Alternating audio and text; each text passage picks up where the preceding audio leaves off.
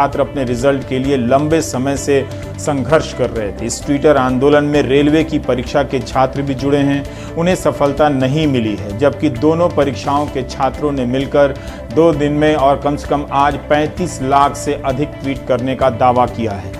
दुनिया में number 1 trend कर रहे थे। भारत में 9 घंटे तक नंबर 1 पर ट्रेंड किया। आधा पास आधा फेल। मेरे हिसाब से आज की मेहनत का ये रिजल्ट, इनके ट्रेंड आंदोलन का रिजल्ट यही रहा। युवाओं ने ना सुनने वाली एसएससी को सुना ही दिया। सोमवार से ही युवा निराश होने लगे थे कि लाखों ट्वीट के बाद भी रिजल्ट नहीं आ रहा है। ये निराशा 35 लाख ट्वीट के बाद भी बढ़ गई कि कोई घोषणा नहीं हो रही है। मगर शाम को स्टाफ सिलेक्शन कमीशन ने 3 परीक्षाओं के रिजल्ट के डेट जारी कर दिए। तुरंत जारी नहीं हो रहे हैं ये रिजल्ट, अब भी उन्हें 20 से 30 दिनों का इंतजार करना होगा। नौजवानों ने आज धुआंधार ट्वीट किया है। लग रहा था सुबह से कुछ खाए पिए नहीं हैं। सबको टैग कर रहे थे, प्रधानमंत्री से लेकर डीओपीटी मिनिस्टर, संपादकों को टैग किया। मगर देश का युवा सुशांत सिंह राजपूत के मूसलाधार कवरेज से हार गया। उनका आंदोलन भाप बनकर उड़ गया, बादलों में मिल गया, लेकिन चैनलों तक नहीं पहुंचा। इससे पहले कि उनकी कोशिश असफलता में गिनी जाती, एसएससी पर दबाव बन गया और रिजल्ट की तारीख निकाल दी गई। ट्विटर के ट्रेंड आंदोलन की यह बड़ी कामयाबी है, हालांकि मेरे हिसाब से आंशिक है। इतनी बड़ी कामयाबी नीट और जेईई के परीक्षार्थियों को नहीं मिली, पहले के किसी ट्रेंड को नहीं मिली। वे ट्रेंड कराते रहे और इम्तहान भी देने चले गए, शुरू हो गए। सभी धर्मों, सभी जातियों के नौजवान हैं परीक्षा से पीड़ित। साधारण परिवारों के इन नौजवानों के आंदोलन की भाषा अगर आप देखें तो बेहद शालीन रही। व्यापक रूप से यह बात कही जा सकती है। 35 लाख से अधिक ट्वीट कराने के बाद भी उनके लिए कोई मंत्री सामने नहीं आया, ये दुखद बात है। किसी ने आकर खुद से आश्वासन नहीं दिया। विपक्ष के नेता बोलते रहे, सपा के कार्यकर्ताओं ने प्रदर्शन किया, राहुल गांधी ने बोला, प्रियंका गांधी ने भी ट्वीट किया। इसके बाद भी इन्हीं युवाओं को विपक्ष भी नजर नहीं आया या विपक्ष को देखना नहीं चाहते। यह इसलिए भी कह रहा हूं कि इनके हर दूसरे मैसेज में होता है कि विपक्ष कहां है, क्योंकि मीडिया जब विपक्ष के नेता बोलते हैं तो उन्हें दिखाता भी नहीं है। 35 लाख ट्वीट के हिसाब से ही इस ट्रेंड को मत देखिए। कई साल, कई महीने से रिजल्ट और ज्वाइनिंग का इंतजार कर रहे हैं। सिर्फ एसएससी और रेलवे की परीक्षा को लेकर नहीं, बल्कि यूपी पीएससी, बिहार के लोकसेवा आयोग की परीक्षाएं हैं, राजस्थान से लेकर पंजाब तक ऐसे अनगिनत सरकारी इम्तहान हैं जिनके नतीजों के इंतजार में छात्रों की उम्र गुजरती जा रही है। आज पूरी तैयारी के साथ ट्विटर आंदोलन में ये कूदे थे। नए हौसले के साथ नए नए तरीके के स्लोगन और मीम बनाए गए थे। स्टाफ सिलेक्शन कमीशन की परीक्षा के रिजल्ट का इंतजार 492 दिनों से लेकर 800 दिनों से हो रहा था। सोचिए, इनका रिजल्ट आएगा अभी भी 30 दिनों में, मगर रेलवे ने एनटीपीसी के लिए फॉर्म भरा है नॉन टेक्निकल पॉपुलर कैटेगरी के अप्रैल 2019 में। जून से सितंबर 2019 के बीच इनका इम्तहान होना था। आज तक इस परीक्षा का पता नहीं है, इसकी कोई घोषणा नहीं हुई है। इसी तरह से 2018 में एएलपी सहायक लोको पायलट की परीक्षा का विज्ञापन निकला। आज तक ज्वाइनिंग की परीक्षा पूरी नहीं हुई है, जबकि रिजल्ट आ चुका है, मेडिकल जांच पूरी हो चुकी है, पैनल बन चुका है। इन्होंने भी सही लिखा है कई नौजवानों ने कि चुनाव हो जाते हैं इतने बड़े देश में, उनके रिजल्ट 24 घंटे में आ जाते हैं, मगर यहाँ तो परीक्षा नहीं होती, और होती है तो उनके नतीजे कई साल में नहीं आते हैं। एक ने लिखा है कि पढ़ाई होती है, होती रहनी चाहिए, पेपर होते रहने चाहिए, बस नौकरी नहीं होनी चाहिए। इसमें उर्दू शिक्षक की 4000 भर्तियां, सहायक कोषागार लेखाकार भर्ती, यूपीएसएससी के पीड़ित परीक्षार्थी भी ट्रेंड आंदोलन में शरीक हुए। इसके बाद भी कुछ नहीं हुआ। तो ज़्यादातर के आंदोलन में देखें तो जितनी परीक्षाओं के आंदोलनकर्ता इसमें शामिल थे, ज़्यादातर परीक्षाओं के पीड़ितों को सफलता नहीं मिली है, मगर एसएससी के छात्रों को मिली है। तो क्या हम कह सकते हैं कि ट्विटर पर ट्रेंड आंदोलन सफल रहा?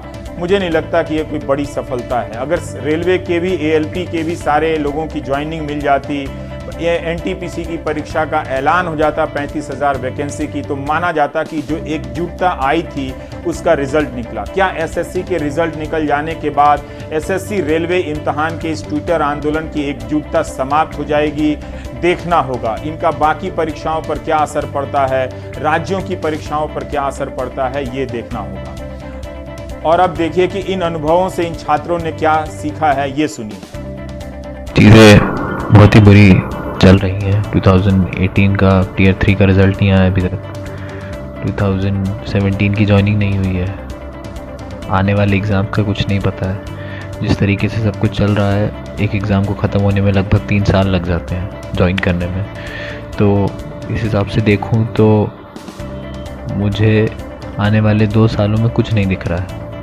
मतलब मेरी ज़िंदगी में कोई बदलाव नहीं आएगा, हर सुबह वैसी होगी, हर रात वैसी होगी। पढ़ूंगा लेकिन लाइफ में कोई चेंज नहीं होगा। अब एक बात बताइए कि 2017 वाले जो CGL वाले हैं उनकी ज्वाइनिंग आज तक नहीं हुई है। अब आप हमें 18 में टीयर 3 की डेट बता रहे हैं कि हम आपका जो है 4 अक्टूबर को रिजल्ट दे देंगे। उसके बाद आप हमें टीयर 4 के लिए जो है परेशान करेंगे, आप उसके लिए हमें झिलाएंगे कि कब हम टीयर 4 का एग्ज़ाम लेंगे, कोई आप नहीं बताएंगे।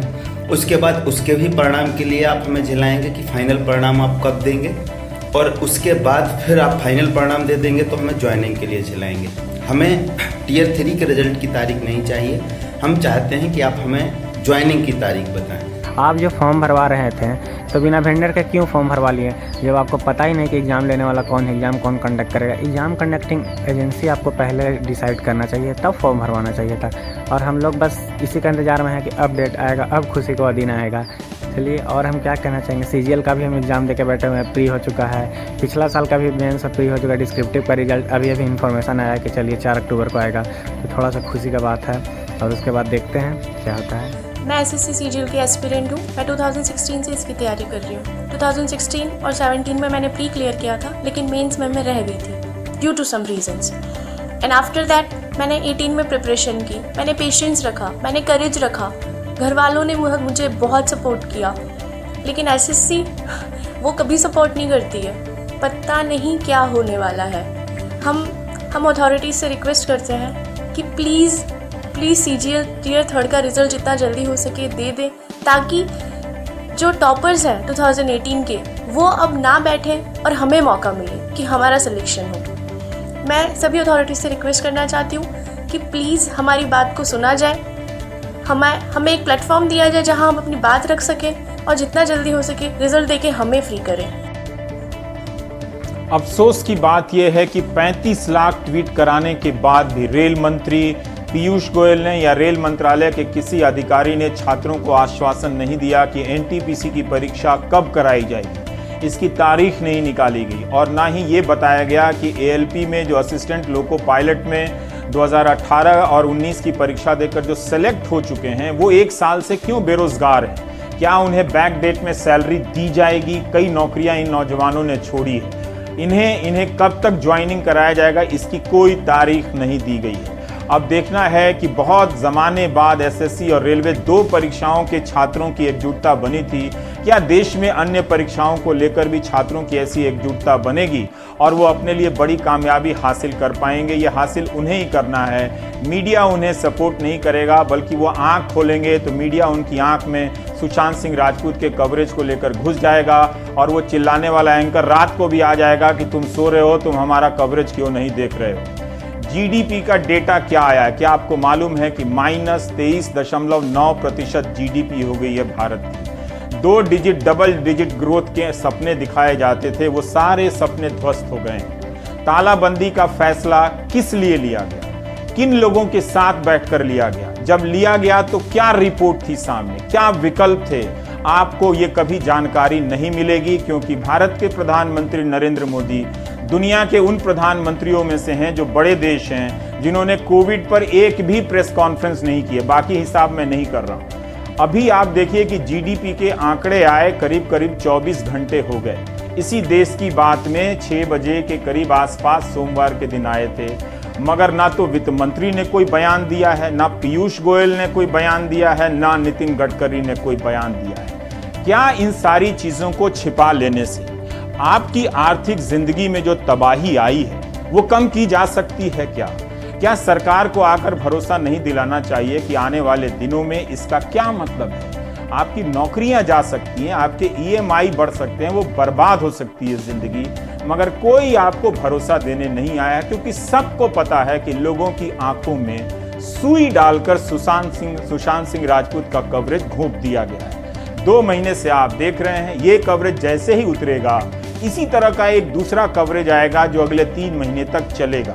ये कहीं लिखकर आप अपने पर्स में रख लें, क्योंकि रवीश रंजन शुक्ला गौतम बुद्ध गए थे, गौतम बुद्ध नगर। वहां पर जाकर उन्होंने देखा कि 300 से अधिक फैक्ट्रियों पर ताले लगे हुए। क्या हाल है उनमें काम करने वाले लोगों का, उनके मालिकों का क्या हाल है? क्या उन्हें अच्छा लगता होगा कि उनकी फैक्ट्री बंद हो गई है? मगर लोगों की आंखों में सुई घोंप घोंप कर दिखाया जा रहा है कि कुछ नहीं देखना है, सिर्फ सुशांत सिंह राजपूत देखना है, और उसमें कुछ भी नहीं होगा तो भी एक एंकर आएगा और चीखता चिल्लाता रहेगा, ताकि आप उसके चीखने चिल्लाने को आप देखते रहें और पत्रकारिता समझते रहें। तो सत्यानाश से जुड़ी कुछ और खबरें रवीश की रिपोर्ट के हवाले से। गारमेंट फैक्ट्री में रखी लाखों की मशीनें धूल खा रही हैं और जहां सैकड़ों लोग काम करते थे वहां सन्नाटा पसरा है। इस फैक्ट्री में बने कपड़ों का बाजार अमेरिका में है। 45 साल के मुकेश अपने कारोबार को दोबारा पटरी पर लाने की कोशिशों में जुटे हुए हैं, लेकिन पहले लॉकडाउन, फिर अमेरिकन गारमेंट कंपनी के दिवालिया होने की वजह से मुकेश को करोड़ों रुपए का नुकसान हुआ। ताज़ा सिचुएशन जो है अगले 2-3 महीने तक बहुत अच्छी नहीं है ऑर्डर्स को लेके, और हमारे पास 30% कैपेसिटी पे भी हम काम नहीं कर पा रहे हैं। अच्छा, एक चीज़ सर और बताइए कि लॉकडाउन के वजह से जो वर्ल्ड वाइड इम्पैक्ट पड़ा उसका किस तरीके से आपके ऊपर में? उसमें एक तो बहुत सारी बैंक्रप्सीज हुई हैं। हमारा एक बहुत बड़ा कस्टमर था जो कि बैंक्रप्ट हो गया है, तो जिससे सारी इंडस्ट्री में एक बहुत मेजर तरीके की प्रॉब्लम आई। हम लोग भी उसी में लगे हुए हैं कि कैसे उससे बाहर निकला जाए, और जिसका कोई सॉल्यूशन समझ में नहीं आ रहा। कपड़ों का ही नहीं, लघु मध्यम उद्योगों की हालत भी अच्छी नहीं है। नोएडा के इंडस्ट्रियल इलाके में सन्नाटा पसरा है और हर तीसरी चौथी फैक्ट्री में टू लेट यानी फैक्ट्री किराए के लिए खाली है के बोर्ड टंग चुके हैं। नोएडा सेक्टर 63 की इस फैक्ट्री में 400 से 500 लोग काम करते थे, लेकिन अब बंद हो चुकी है।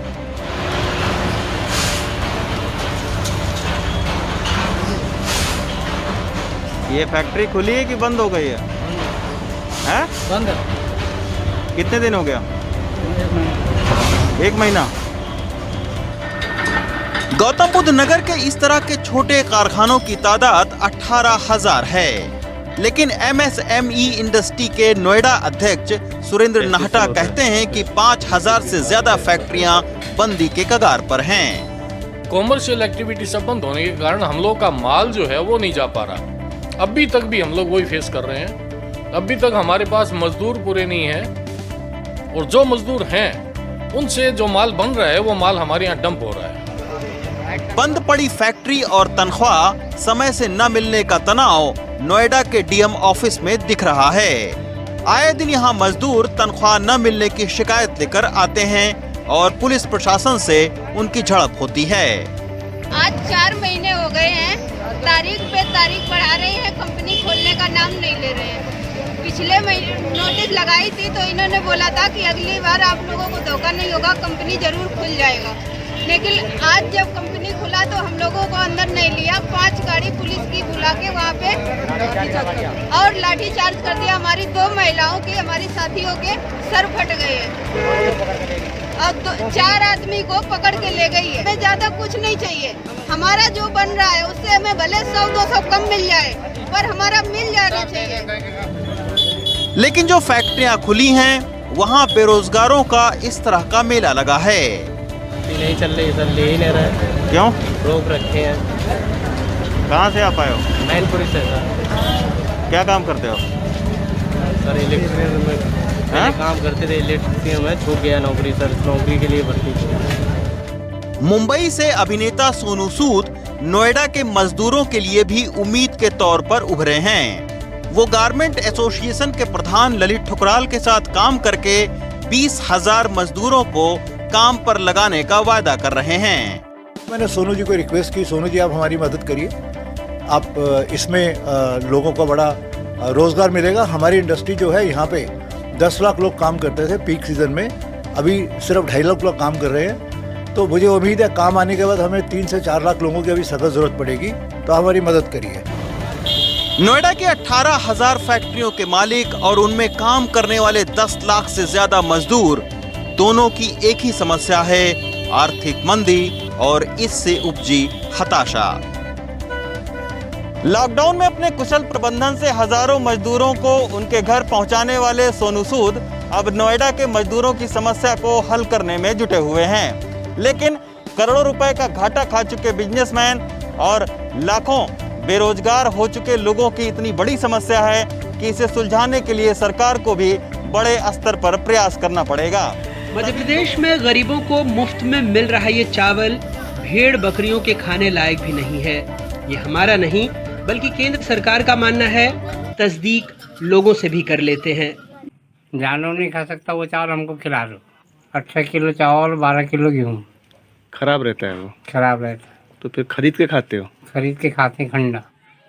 मोतीनगर की झुग्गी में चाहे संगीता वंशकार का दरवाजा खटखटा लें, चाहे किसी और का, सरकारी राशन को लेकर सबकी यही राय है। अनाज ये क्या दे रहे जी, वहाँ पे क्या कहते गोदाम में तो वो खा नहीं सक रहा है, सब फेंकने लायक का हो गया। अच्छा, इतना कंकर पत्थर है, कोई जानवर भी नहीं खाएंगे। सरकार द्वारा जो फ्री में राशन दे रहे हैं, BPL कार्ड वालों को दे रहे हैं, वो इतना घटिया किस्म का है कि उसमें घुन लगा हुआ है और कंकर पत्थर निकल रहे हैं। तो प्रदेश सरकार या इंडिया सरकार ने गरीबों को मजाक बना लिया है। लोग धोखे छाल के भी खा रहे हैं तो रोटी का स्वाद और चावल का बेकार लग रहा है, बीमार पड़ रहे हैं। तो ये अधिक विडम्बना है कि सरकार अगर फ्री में दे रही चावल तो इतना तो दे कि कम से कम वो गरीब लोग खा सके। इन लोगों की शिकायत को केंद्र सरकार की भी उपभोक्ता मामलों, नागरिक एवं खाद्य आपूर्ति विभाग ने सही माना है। शिवराज सरकार को रिपोर्ट भेजी है और कई बातें पूछी हैं। इस साल 30 जुलाई से 2 अगस्त तक बालाघाट और मंडला में 32 सैंपल एकत्र किए गए, 31 डिपो से और 1 राशन की दुकान से। CGAL लैब में परीक्षण के बाद पाया गया सारे नमूने न सिर्फ मानकों से खराब थे बल्कि वो फीड 1 की श्रेणी में हैं, जो बकरी, घोड़े, भेड़ और मुर्गे जैसे पशुधन के लिए उपयुक्त हैं। गोदामों के रिकॉर्ड के मुताबिक जहां से सैंपल लिए गए वो मई-जुलाई 2020 में खरीदे गए थे। रिपोर्ट कहती है चावल न सिर्फ पुराने और घटिया हैं बल्कि जिन बोरियों में इन्हें रखा गया वो भी कम से कम 2 से 3 साल पुराने हैं। खरीदी से लेकर पूरे वितरण में गंभीर खामियां हैं। इस पूरी प्रक्रिया में शामिल अधिकारियों कर्मचारियों पर कार्रवाई की जानी चाहिए। ऐसे खाद्यान्न की आपूर्ति करने वाले राइस मिलर्स को भी तत्काल ब्लैकलिस्ट किया जाए। राष्ट्रीय खाद्य सुरक्षा कानून के तहत मध्य प्रदेश की कुल आबादी का 75% हिस्सा खाद्यान्न सुरक्षा के दायरे में आता है। राज्य में 25,490 राशन दुकानों के माध्यम से साल 2011 की जनगणना के मुताबिक 1 करोड़ 17 लाख यानी लगभग 5 करोड़ 6 लाख से ज्यादा हितग्राहियों को 1 रुपए किलोग्राम के हिसाब से गेहूं और चावल मुहैया कराया जा रहा है। लेकिन अभी कुछ दिनों पहले ही पता लगा था कि राज्य में 36 लाख ऐसे गरीब हैं जिन्हें गरीब होने के बावजूद सरकारी राशन नहीं मिल पाता। वहीं 96 लाख ऐसे गरीब हैं जिनके नाम राशन कार्ड में जुड़े हैं मगर वो अलग अलग कारण से सरकारी राशन पाने के लिए पात्र नहीं हैं यानी फर्जी हैं। और अब जो राशन मिल रहा है केंद्र सरकार खुद कह रही है वो घटिया क्वालिटी का है, इतना घटिया जिसे भेड़ बकरियों को दिया जा सकता है, इंसानों को नहीं।